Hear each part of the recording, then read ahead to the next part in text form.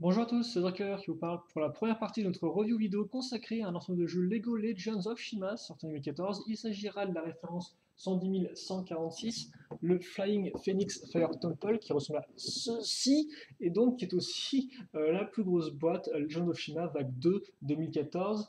Et il faut bien le dire, ça se ressent au niveau du prix donc, parce que ça coûte 109,99 euros, et aussi au niveau du nombre de pièces, donc avec 1301 pièces, donc quand même ce n'est pas rien du tout, c'est même assez massif et on va voir de quoi il en retourne dans cette review. Donc, comme je dis, deux parties.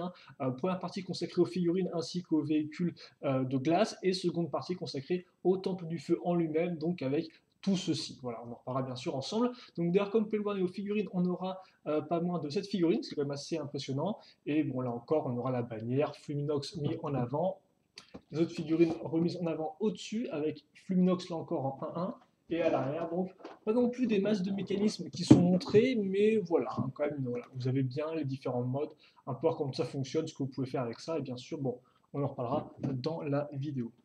Alors ensuite vient les modes d'emploi. Voilà. Donc, 2 secondes, parce que vous avez laissé un peu en plan. Donc il y en a trois effectivement en tout, vu que là encore, gros 7, donc un nombre de modes d'emploi assez à considérer. Et honnêtement, bon, bah, ils ne contiennent pas non plus des masses de choses intéressantes. Le premier n'a rien, si ce n'est la gamme, comme vous pouvez le voir. Ça s'adresse principalement aux véhicules de glace et aux figurines, même si là encore, les figurines, on les concevra au fur et à mesure de la construction. Il faut noter. Second mode d'emploi à ce niveau-là, donc qui lui, par contre, aura peut-être plus de choses, ouais, pour le site et Legoland. Et donc, bah, forcément, le dernier mode d'emploi, quant à lui, fera la part belle aux différentes pubs Shima qui sont en nombre, vous le savez, tout comme dans l'inventaire des pièces, qui tiendra sur 3 pages. Donc, hop, hop là, comme ceci. Donc, effectivement, la pub qui divise camp de feu, camp de glace. Celle qui vous montre donc en version jouée aussi bien les boîtes de jeu que les figurines d'action que les speeders. Là, en version packaging, et bien à nouveau toutes les boîtes de jeu, toutes les speeders, toutes les figurines d'action, donc bien sûr sauf les modèles spécial édition, et là donc les différentes figurines. Et je vous rappelle que même si c'est le plus gros set, eh bien toutes les figurines ne sont pas incluses. Par exemple, dans le camp de feu, on pourra noter qu'il manque un aigle, ou alors qu'il manque même les panthères ou les tigres, etc. Donc bon, c'est vrai que c'est un peu léger, mais c'est comme ça. Idem pour le camp de glace, qui a aussi quelques personnages manquants. Et donc, on parle de personnages, c'est une transition parfaite pour maintenant se lancer sur les différentes figurines du modèle. Donc, je baisse d'un niveau, je baisse aussi la caméra, on va bien sûr changer le focus, et on verra ça ensemble. On verra les figurines qu'on a et à quoi elles ressemblent. Donc déjà, on va commencer avec les figurines qui ne sont, entre guillemets, pas exclusives à cette là, et étrangement, eh bien, il s'agit des deux figurines de glace. Donc déjà, on aura Voom Voom le Vautour, donc voilà, qui est effectivement apparu, mais qui apparaît dans un Speeders, et qui apparaît aussi dans la forteresse de Surfangar. Voilà. À noter bien sûr que dans ce set-là, souvent, le personnage a une armure un peu différente, donc ce qui fait que ça le rend plus ou moins unique. Voilà. Donc comme vous pouvez le voir, voilà, il ressemble avec la petite jambe de glace, hop là, avec bien évidemment le squelette, là encore qui ressort, l'arrière, comme ceci. Il vient avec son armure 2.0, donc ce qui n'est pas rien, avec les petites ailes grises à l'arrière, qui bien sûr sont différenciées des ailes de couleur noire et blanche qu'on avait avec les aigles et les corbeaux en 2013. La tête, je vous rappelle que il n'a qu'une seule expression, donc il n'y a pas d'expression à l'arrière, c'est vide. Il y a ensuite la tête-tête, comme ceci. Enfin, le rajout là qu'on met pour compléter à ce niveau-là. Comme ceci. Puis après, donc, vient ses armes. Là, par contre, ça déconne plus parce qu'on aura non pas une hache comme ceci, mais deux en fait. Donc, comme par là, elles sont censées être faites de façon assez simple, mais elles restent assez massives. Donc, on a manche plus le sabre, plus comme peut avoir les deux haches. Et donc, ça fait vraiment une hache à double tranchant. Et voilà, c'est assez violent à observer. Mais ça rend plutôt bien, je trouve. Donc le petit bec, pour ceux qui ne connaîtraient pas, avec les petits éléments de relief qui franchement rendent assez bien. On va de côté comme ça, on a vraiment un peu la tête qui a bossé et ça rend plus que bien, je trouve. Vient ensuite un tigre à dents de sabre en la personne de Stelfor, donc qui est apparu dans le tigre mécanisé de Surfangar ainsi que dans la sélection spéciale de Krager, donc le Fire Striker de Krager. Et donc là encore, vous pouvez voir, il y a un peu plus d'armure, des petites dents, un peu de partie dorée. Là, c'est son bras qui sera transparent bleu. l'arrière suisse qu'on a pu voir à l'avant, avec là encore les petites quenottes et même un petit sac, parce que pourquoi pas. Et il est bien visiblement avoir des espèces de bandeaux dans tous les sens, hein, notre ami Stelfort, qui vient avec une armure 1.0, donc comme ceci. Sa tête, elle, par contre, contrairement à Vroom Vroom, a deux expressions, donc celle-ci et celle-là, donc qui est genre un peu plus focalisé sur son énervement. Vient ensuite la tête, comme ceci. Et là encore, donc, vous pouvez apprécier les différents détails au niveau du relief, mais aussi au niveau des imprimés avec les petites dents qui ressortent comme ça sur les côtés. Là, ouais, c'est juste sur un côté, ça. C'est intéressant, c'est une sorte de petit sword côté un peu vicieux tout de même. Voilà. Et là encore, les tissus musculaires qui ressortent à l'extérieur. D'ailleurs, ce sera la seule fois qu'on les verra, cela, parce qu'après, on va faire les personnages de feu. Mais avant ça, donc comme il a un bâton, ce qui en soit n'est pas une super arme, et aussi une sorte de griffe comme ceci. Voilà. Donc, pied santé, nouvelle griffe, manche, assez classique en soi. Mais là encore, ça rend plutôt bien. Voilà. On va ensuite donc parler des 5 autres figurines, figurines de feu, comme j'ai dit, et là elles sont toutes plus ou moins exclusives à cette là.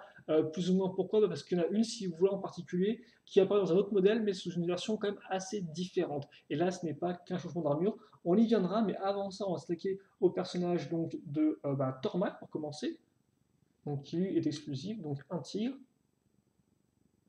Voilà. Donc avec un joli orange, hein, les petites rayures à l'armure, un peu de feu couleur dorée, ce qui rend ma foi plutôt bien, je trouve. Voilà. Comme ceci.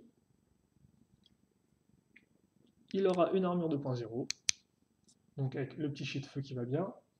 Puis, vient la tête. Voilà. Bon, il est jamais très content, Vormac. Et sa tête comme ceci.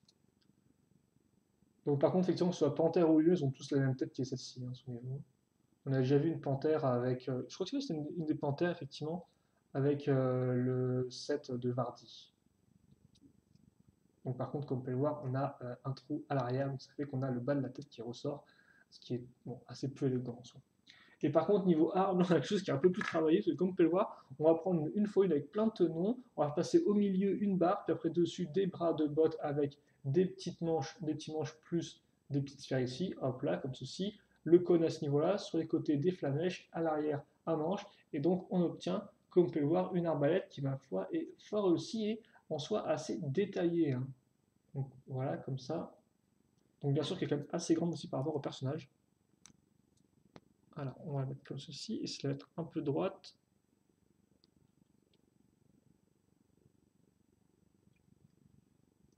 Et voilà. Alors, par contre, il faut que j'aligne un peu ses yeux avec sa tête. Et donc il rend plutôt bien. Même si là encore, effectivement, l'arme est assez grande, comme vous pouvez le voir. Mais vous pouvez le mettre au niveau du sol. Enfin voilà. L'arme va venir grâce à cette partie-là. Ça va faire comme un pied au niveau du sol, donc ça fait qu'elle ne tombera pas en avant. Donc ça rend plutôt bien. Donc ça c'est Tormac. Et ensuite Layla, qui est une lionne. Et donc qui ressemble à ceci. Hop là. Et comme ça. Donc là encore, on voit c'est un peu le même type d'armure qu'à Tormac, mais quand même assez différent. Hein. Ça tape bien sa forme de son corps, donc ça rend plutôt bien, même si on va cacher un peu tout ça avec une armure 1.0.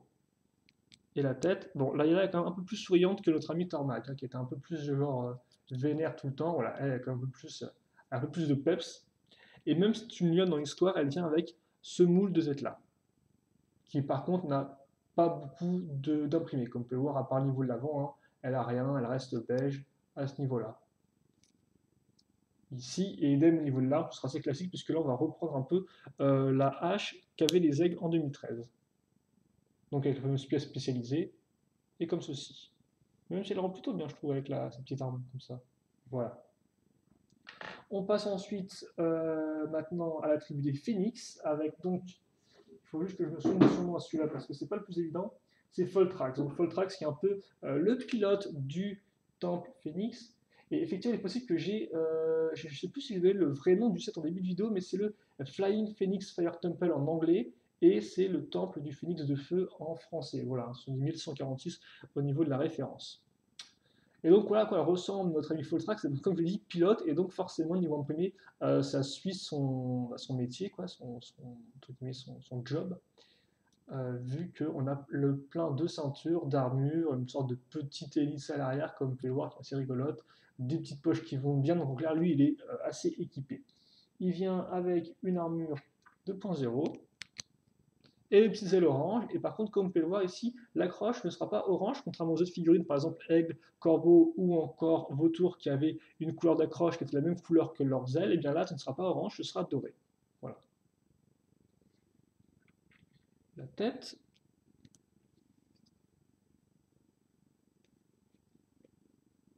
Et encore, il y a peu de modifications au niveau du faciès de Foltrax. Hein. Et enfin, voilà.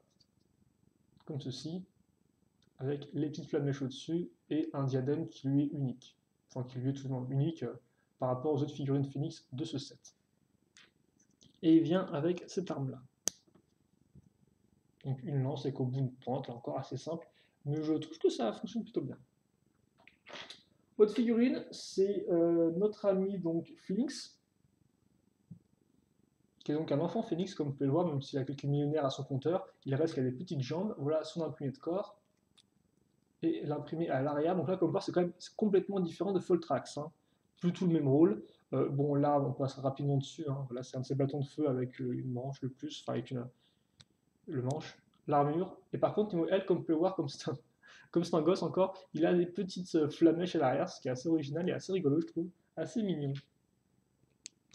Lui, il a une couleur de peau, entre guillemets, rouge, contrairement à Foltrax qui était rouge foncé, excusez-moi. Ah, il est quand même un peu plus souriant. Hein. Bon, certes, il peut être un peu vénère, mais il est un peu plus souriant. Et sa tête. Donc là encore, c'est du rouge et un diadème qui lui est propre. Ou une inscription dorée, si vous préférez. Là, comme pas que les flammes qui remontent, même si forcément ça fait très carré, hein, on est d'accord. On n'a pas non plus une forme très élégante de feu. Ça s'appelle Flinks. Et enfin, donc, vient notre ami Fluminox, donc un peu quand même le chef des Phénix. Alors, j'ai pas retiré l'armure simplement parce que l'imprimé du corps, aussi bien à l'avant qu'à l'arrière, c'est le même que Flinks, donc il n'y a aucune différence. Par contre, ce qui est différent, c'est le fait que lui, comme on a une robe, donc on a vraiment une belle pièce, une pièce pentue et imprimée de façon assez élégante, avec quelques petits colliers. Et sa différence, c'est qu'effectivement, Fluminox, on peut aussi le trouver en Speeders, sauf que dans le Speeders, il aura des jambes normales. Voilà, donc pas de robe forcément pour pouvoir s'adapter aux Speeders. Vous voyez ensuite que par contre, il a une armure qui est exclusive, hein, donc aucun autre personnage pour l'instant ne la possède. Donc elle est un peu plus relevée dans le sens où elle ne va pas. Enfin, comment dirais-je?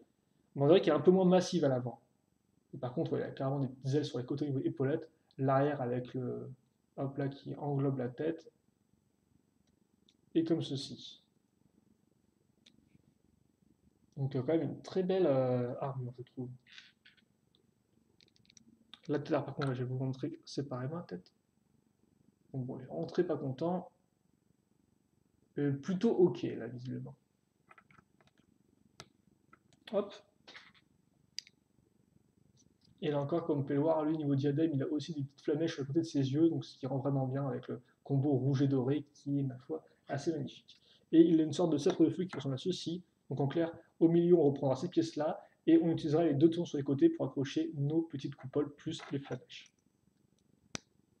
Voilà, comme ceci. On peut faire tomber. Et donc, voilà ce qu'on a. Excusez-moi. Voilà Fluminox. Et il rend plutôt bien, je trouve. Par contre, excusez-moi. Voilà, comme ça. Et donc voilà pour cette figurine du Temple du Feu.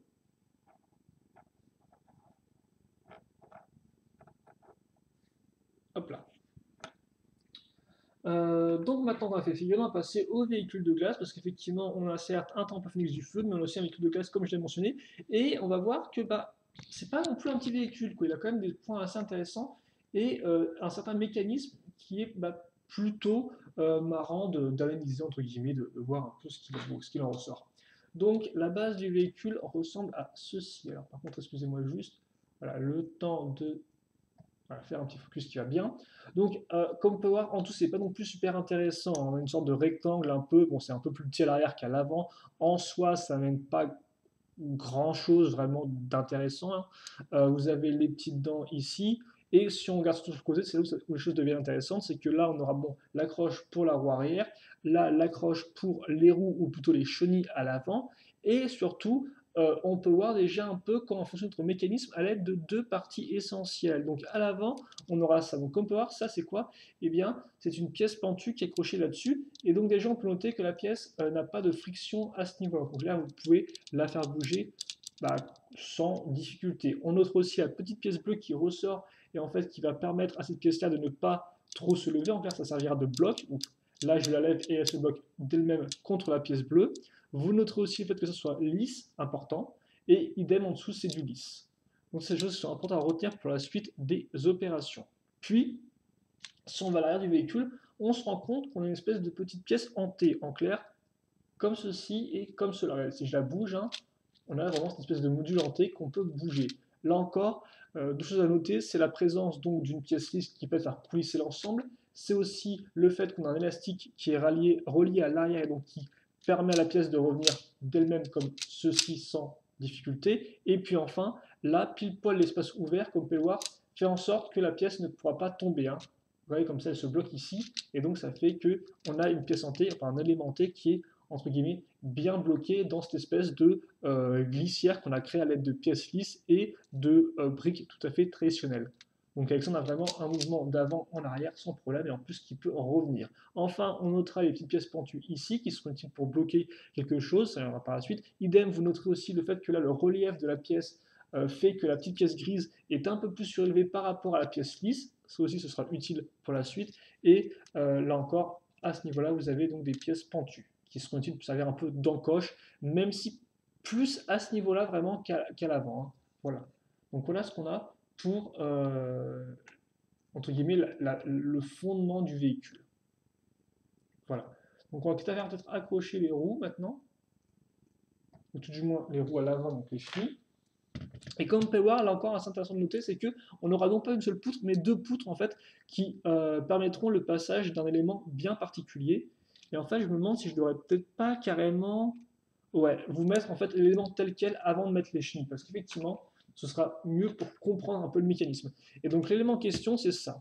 Comme on peut avoir une espèce de grande structure avec au bout des griffes, et après, par contre, niveau mécanisme, ce qui va être intéressant, c'est la présence de cette pièce-là. En clair, une espèce de petite barre comme qui ressort d'un côté, et avec la roue ici, surtout la jante à ce niveau-là. Ça, on va le mettre ici. Donc en clair, on va le lier à notre pièce en T qui peut glisser et revenir. Donc on met ça comme ceci. Voilà, donc je l'accroche là pour l'instant. Et donc comme on peut voir maintenant, la petite pièce ici va venir se bloquer contre bien, la partie lisse qui est là. Voilà. Et puis bah, qu'est-ce qui va se passer en fait quand j'ai bougé ma pièce, enfin mon élément en T? Et bien simplement, je vais aussi faire bouger ça. Et donc en bougeant, et bien, comme vous pouvez le voir, alors par contre, ouais, je pense qu'effectivement, voilà, c'est mieux de faire peut-être comme ceci. C'est mieux en fait quand on a la chenille pour faire marcher. Donc on va essayer de faire marcher sur la chenille. Dans l'idée, en fait, la barre va suivre le mouvement, ou plutôt la forme de la pièce courbée lisse. Voilà, donc ça fait qu'en fait, on va lever la griffe jusqu'au bout où là, elle va forcément tomber d'elle-même. Voilà. Et puis après, je relâche. Et grâce à la pièce lisse qui est ici, eh bien, je reviens en arrière sans problème en position initiale. Donc au final, c'est un peu ça le mécanisme. C'est on a un élément T sur une glissière plus élastique, ce qui fait qu'on peut le bouger en avant, mais aussi en arrière automatiquement. Et grâce à cette pièce-là, donc qui est bloquée par ce mécanisme-là, eh bien, on peut faire lever la patte. Et là encore, comme la pièce est... Par contre, c'est vraiment énervant ça. Est-ce que j'ai pas un peu de lumière là, parce que je me rends compte qu'on voit pas grand-chose hélas. Alors c'est comme beaucoup mieux là. Donc, grâce au fait que cette pièce-là bouge, eh bien, ça fait que quand la pièce repasse par en dessous, comme vous pouvez le voir, ça fait un tout petit peu lever cette pièce-là, et donc, à ce niveau-là, hop là, je passe. Donc, on a vraiment un mouvement voilà, qui marche du tonnerre grâce tout à ce module-là qui est vraiment au final, central à la fonctionnalité. Voilà. Donc, ça suit la forme, ça s'abaisse, et après, ça revient tout seul grâce à l'élastique et aussi Comme là, on a une pièce qui n'a pas de friction, ça fait que ça passe en dessous sans problème, voilà, ça revient en position initiale. Et maintenant, on peut effectivement mettre les chenilles. Et donc les chenilles, comme je disais, on aura deux poutres en fait. Deux poutres, pourquoi de largeur? Eh bien, pour laisser passer la pâte à ce niveau-là. Donc comme part, c'est par l'autre côté. Donc voilà, là, il n'y a plus aucun problème. Je peux faire mon mouvement comme ceci. Voilà. Et ça revient tout seul automatiquement. On va maintenant accrocher donc la roue arrière, qui est une seule roue. On va la mettre ici. Là, par contre, rien d'intéressant à ce niveau-là. Hein. Donc, je vais juste le faire. Et puis, comme on peut voir, pour l'instant, le véhicule n'est pas vraiment fini parce qu'on n'a pas vraiment de cockpit. Hein, vous l'avez compris, ça, je pense. Et par contre, il faudra peut-être bien que je fasse un truc dans le bon sens. Voilà, comme ceci. Et donc voilà, on a ça maintenant. Et effectivement, la seconde partie est détachable, donc ça fait qu'on va prendre maintenant une nouvelle structure qui ressemble à ceci, et donc comme vous pouvez le voir, assez simple à comprendre, hein, une brique, et honnêtement, pas grand chose de plus. Vous noterez à l'avant une pièce à clip pour accroche, à l'arrière, pièce à cran, là encore, pour accrocher la queue ici, d'ailleurs ça va être utile parce que comme vous pouvez le voir, le bout de la queue là dépasse un peu de la pièce noire. Et donc ça sera utile pour en fait bloquer notre structure sur ce qu'on vient de construire. L'élément principal, ce sont les ailes qui sont entre guillemets rétractables grâce à un système de charnière. Donc en clair, une charnière ici, une charnière là, ce qui fait que voilà, je peux bouger ça dans ce sens-là sans souci. Après, autre élément intéressant, cette pièce-là nous servira d'accroche. Et pour le reste, hein, c'est de la pièce en biais avec des petits éléments en plus. Donc ça, je le mets ici. Voilà. Et donc maintenant, je peux soit refermer, soit ouvrir mes ailes. Donc là encore, comme je le souhaite, hein, donc une sorte de petit planeur. Je prends cette pièce-là, donc là encore, pièce pentue, pièce de chi, hein, hop là, donc ça me sert un peu à rendre l'ensemble un peu plus joli.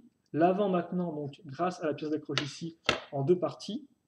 Donc ça ressemble à ceci. Vous noterez que ce sera une pièce qui est normalement utilisée pour accrocher des roues, sauf qu'on mettra au bout des petites pinces. Voilà. Et donc maintenant, j'ai mon cockpit de terminé. Voilà, avec pile poil une ouverture pour laisser passer la tête du personnage.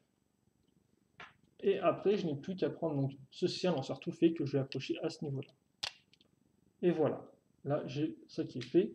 Et maintenant, donc, voilà à quoi ressemble la partie inférieure. Alors par contre, je vais peut-être commencer à faire les proportions à ce niveau-là.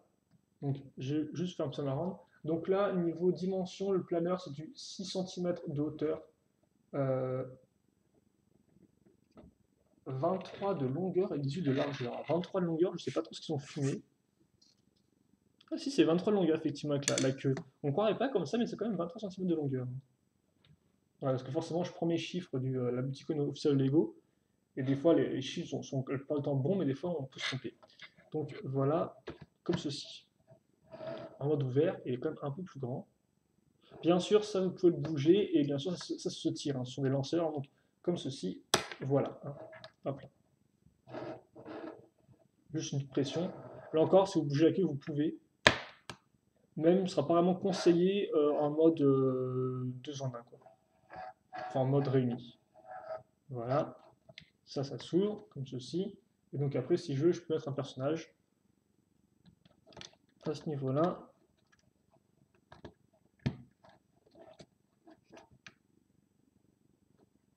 Alors, attendez 2 secondes.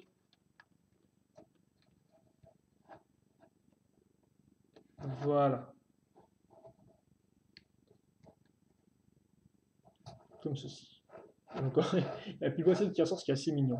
Et d'ailleurs, niveau comparaison de taille, vu que je ne l'ai pas fait avec notre ami Stelfort, voilà.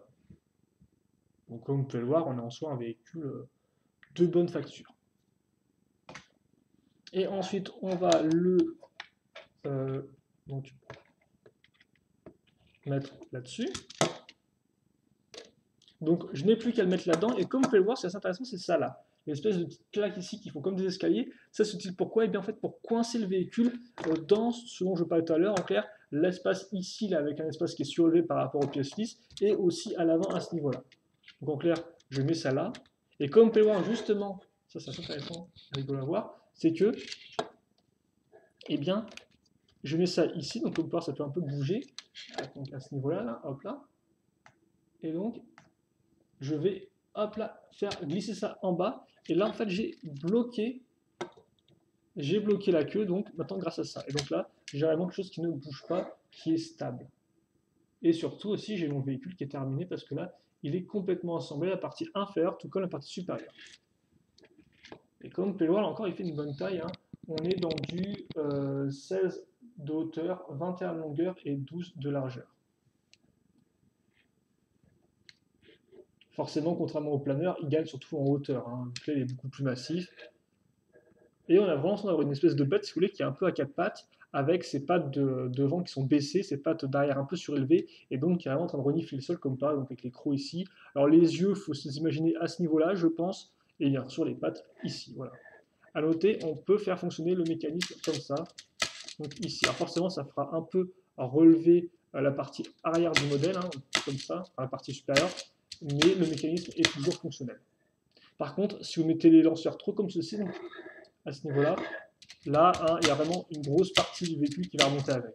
Donc je vous conseille voilà, de les mettre bien de côté comme ceci, et après de changer leur disposition en mode planeur. Donc voilà quoi ça ressemble d'arrière, le 3 quarts, côté, 3 quarts avant, et voilà, comme part de devant, quand même, il est assez impressionnant. Avec les pattes et tout, vraiment. Même si après, c'est vrai que niveau forme, il ressemble pas trop à un Tigradant. Ça, par contre, effectivement, un petit problème que j'ai, c'est que niveau forme, je trouve que le véhicule ressemble pas plus que ça, c'est vraiment ça, quoi. Je comprends un peu la forme générale pour représenter un animal, enfin, pour représenter, excusez-moi, un animal qui cherche au niveau du sol, mais c'est vrai qu'apparaît après ça, le côté Tigradant de sabre, lui, je le vois moins. Et d'ailleurs, niveau comparaison taille, par une figurine, là encore, tu me seras bien utile, mon petit Voom Voom. Voilà. Donc là, voilà, il est quand même plus refermé sur Lyon, d'accord, hein. Mais il reste quand même de bonne facture. Voilà. Et donc, bah, écoutez, je pense qu'on a fait le tour pour les mécanismes du véhicule. Donc, bah, il nous reste à faire peut-être un petit bilan, je sais pas si on va le faire, mais on peut quand même en établir un rapidement, histoire de boucler la vidéo comme ça, voilà, vous serez tout. Bah, je pense que niveau figurine, c'est un très bon set, quoi, hein. Les deux personnages de glace, certes, on n'a peut-être pas Surfangar, qui est effectivement un personnage en soi c'est important, mais on peut quand même le trouver en deux sets. Donc ça fait qu'effectivement, niveau glace, on a un peu, entre guillemets, des sous-fifres, mais en soi, ça va, quoi. Alors après, bien sûr, là encore, ce n'est pas comme ça, c'est le plus cher de la gamme, je on peut les trouver moins chers ailleurs, hein, logiquement. Donc, si vous voulez vraiment Stelfor ou Vroom Vroom, bah, payez-vous un Speeders ou par exemple le véhicule Tigre de notre ami Surfangar, quoi, hein. Voilà. Donc, les personnages de glace, bah, en soi, j'ai pas grand chose à en dire. C'est ce qu'ils ont des bons imprimés et que niveau armes, Vroom Vroom rend bien. Stelfor, un peu moins, parce qu'effectivement, le coup du bâton, c'est toujours un peu bof, on comprend pas trop, à moins qu'il lance le bâton pour qu'il y ait un Tigre dans le sac qui va le chercher comme un petit toutou, mais ça, je sais pas trop, quoi, voilà. Donc bon, j'ai ensuite des figurines de feu, et là forcément c'est beaucoup plus intéressant parce qu'on a quand même 5 figurines qui sont exclusives. Bon, Flumnox est entre guillemets à moitié exclusif, même s'il y a quand même l'armure et la robe, ce qui n'est pas rien, hein, quand on va l'imprimer. Mais après tout le reste, lui, est exclusif pour l'instant en 2014, vague 2. Donc aussi bien Tormac que Layela. Et là, par contre, niveau armes, je pense qu'on a une meilleure sélection d'armes pour ces personnages-là de feu, hein. Contrairement peut-être à vous, mais Stelfor, ça peut être entre guillemets un poil décevant. Là, c'est quand même assez bien. L'arbalète de feu est plutôt cool et forcément, on a à nouveau des imprimés qui sont de qualité et qui sont bah, vraiment intéressants. Parce que là encore, au final, les Phoenix, c'est un peu le seul set en termes de boîte de jeu dans lequel vous pouvez les choper. Parce qu'effectivement, ils ont sorti Frax, qui est un Phoenix, mais ils l'ont sorti uniquement en modèle promotionnel, donc assez dur à choper. Donc là encore, bah, si vous voulez du Phoenix, il faudra vous payer ce set-là, on est d'accord, hein. Voilà. Par contre, j'aurais peut-être dû les mettre un peu plus en avant, parce que c'est vrai qu'on les voit pas trop. Et donc, ouais, Flunox, honnêtement, c'est une super figurine, hein. Vous avez compris, armure plus robe, plus doré, plus schéma de couleur, super bien. Flinx, personnage là aussi super important dans l'histoire et qui est assez choupi avec ses petites ailettes, je trouve. Enfin, là encore, j'aime bien les personnages un peu petits comme ça, donc je les trouve assez rigolos. Donc, ouais, non, niveau section de figurines, vous avez quand même, je pense, le mieux niveau 7 2014 vague 2, hein. Rien que pour le taux d'exclusivité et ouais, là encore, hein, effectivement, eux, on peut trouver une sorte de tigre panthère dans set de Vardy, mais nulle part ailleurs. Voilà, donc, bon. Et enfin, donc le véhicule de glace, mon seul problème en soi, on va dire, c'est effectivement le fait qu'on ne voit pas trop, je trouve, enfin, on ne reconnaisse pas trop la forme du tigre de sable là-dedans. Voilà. Mais après, pour le reste, c'est un véhicule qui a un mécanisme qui est assez original, qui est une construction qui est plutôt fun, parce qu'effectivement, elle est en deux parties, quoi. On a d'abord la partie inférieure avec le mécanisme à glissière qui est assez rigolo à construire, puis après, on va faire la partie supérieure qui, bon, elle, niveau construction en soi, est plutôt minime, mais reste en moins intéressante. Et donc, ça fait qu'au final, en assez peu de place, on a un véhicule qui est compact et qui d'où ressort l'essence des véhicules de glace. En clair, on a un véhicule qui est, j'ai envie de dire, qui est divisible en deux. Hein. Voilà. Autant les véhicules de feu sont plus du genre transformables, autant là, on a un véhicule qui est divisible, donc un 2 en un, et en plus, qui est aussi un peu transformable avec le planeur qui peut s'ouvrir ou se refermer au niveau de ses ailes. Quoi. Donc non, j'ai envie de dire, là, on a vraiment un véhicule qui est solide et efficace selon moi et qui en plus forcément rajoute à l'armada de véhicules de classe des tribus des guerriers. Voilà. Donc honnêtement, pour l'instant, on a un très bon début et donc on va voir maintenant si le fameux temple du feu va continuer cette lancée et donc à la fin on fera une vraie conclusion pour voir si cette vaut le coup ou pas. Voilà. Donc on se quitte là-dessus.